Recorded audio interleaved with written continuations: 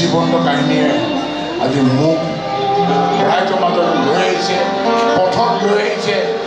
যে মোক কৈছে প্ৰভু জগন্নাথে, তুমি অকলে নাহিবা, আৰু এই ৰাইজৰ পথতো যাতে সুৰক্ষিত হৈ থাকে, তেহে ডিমৰীয়া উজ্জ্বল হ'ব। আৰু হয়, পথতো আমি ডিমৰীয়াবাসী ৰাইজক অসম চৰকাৰ মাননীয় মুখ্যমন্ত্ৰীয়ে কৈছে যে এখন দুৰ্ঘটনামুক্ত অসম তোমালোকে নতুন পুৰুষসকলে কৰিব লাগিব, নহ'লে অসমখনক আমি কেনেকৈ ভাৰতৰ 5খন ৰাজ্যৰ ভিতৰত এখন অন্যান্য ৰাজ্য প্ৰতিষ্ঠা হ'ব।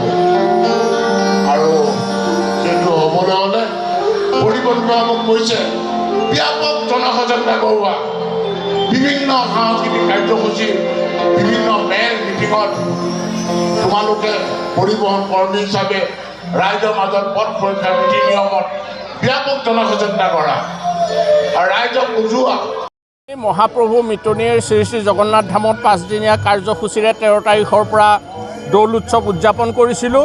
আৰু আজি আমাৰ এই মহাপ্ৰভুৰ দৌল উৎসৱৰ সামৰণিৰ দিন।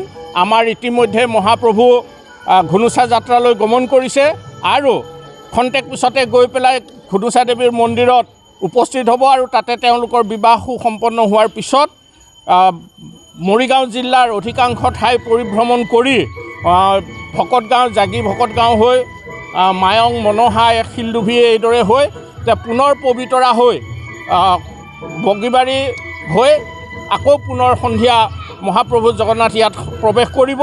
আৰু আজি আমাৰ দিনতীয়া কাৰ্যসূচী এয়ে।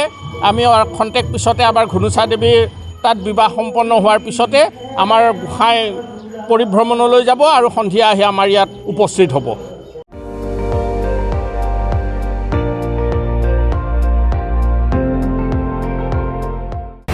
আপুনি চাই আছে ND24, সৰ্বশ্ৰেষ্ঠ নহয়, সৰ্বোত্তমৰ দৌৰ।